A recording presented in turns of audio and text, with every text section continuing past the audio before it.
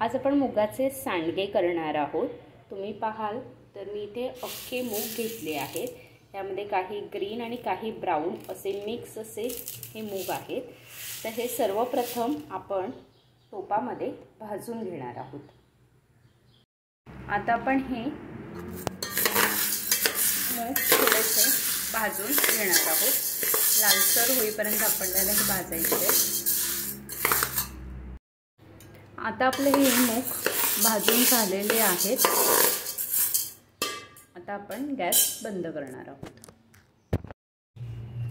आता आपले हे मूग थंड झालेले आहेत। आता मी हे मिक्सरला भरडून घेणार आहे। माझ्याकडे जातं नसल्या कारणाने मी मिक्सरला भरडते। तुमच्याकडे जर जातं असेल तर तुम्ही हे जात्यावर देखील भरडू शकता। मिक्सरला देखील अगदी जात्यासारखं भरडून होतं। हे आता आपण भरडून घेतलेलं आहे। आपलं आता हे भरडून झालेलं आहे। आता हे आपल्याला पाखडावं लागणार आहे। ते पाखडून घेऊया।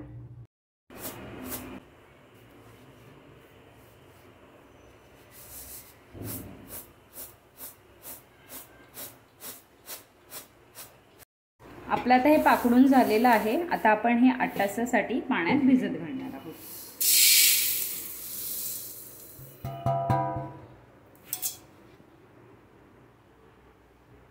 तुम्ही पाहाल तर 8 तास झालेले आहेत आणि आपण आपले हे जी मुगाची डाळ होती ती भिजत घातलेली होती ती चांगली भिजलेली आहे। आपल्याला हे स्वच्छ 5-6 वेळा धुवून घ्यायचं आहे। आता आपण ही डाळ स्वच्छ धुवून घेतलेली आहे। आता आपण ही मिक्सरला जाडसर वाटून घेणार आहोत। आपल्याला ही पूर्ण बारीक वाटायची नाही आहे, जाडसरच ठेवायची आहे। आपण हे जाडसर वाटलेलं आहे। अशा पद्धतीने तुम्हाला जाडसर वाटून घ्यायचं आहे। आता सर्व डाळ मी अशीच वाटून घेणार आहे।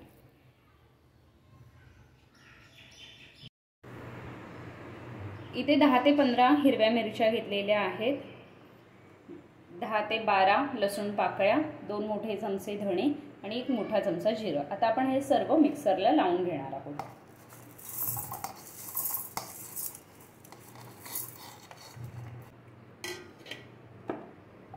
आता आपलं हे जाडसर वाटून झालेलं आहे वाटण। हे आता आपण यामध्ये घालून घेऊया।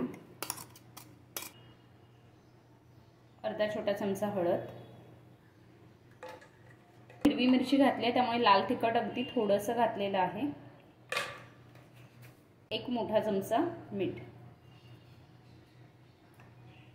आता आपण हे सर्व एकजीव करून घेणार आहोत। सर्व मसाले या मिश्रणात एकजीव करून घेऊया।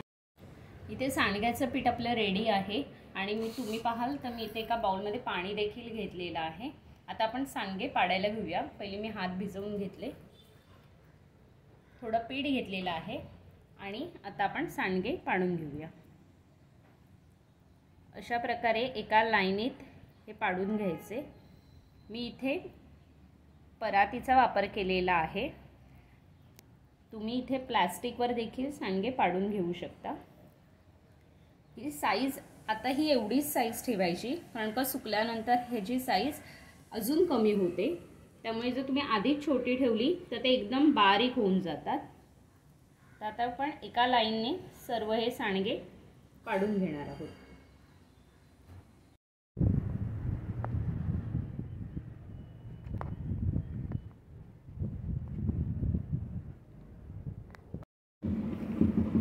तुम्ही पाहाल तर आपले हे सांडगे मस्त असे उन्हामध्ये कडकडीत सुकलेले आहेत। त्याचा आवाज ऐकाल तुम्ही। आपण हे 2 दिवस कडक उन्हामध्ये सुकवले होते, त्यामुळे हे एकदम मस्त असे सुकलेले आहेत। तुम्ही त्याचा आवाज देखील ऐकू शकता। अशा प्रकारे हे झटपट होणारे सांडगे तुम्ही घरी करून पहा आणि कसे होतात हे आम्हाला कमेंट्सद्वारे नक्की सांगा। तसंच आमचं यूट्यूब चॅनल लाईक, शेअर आणि सबस्क्राईब करायला विसरू नका। पुन्हा भेटूया एका नव्या व्हिडिओसह। तोपर्यंत बाय।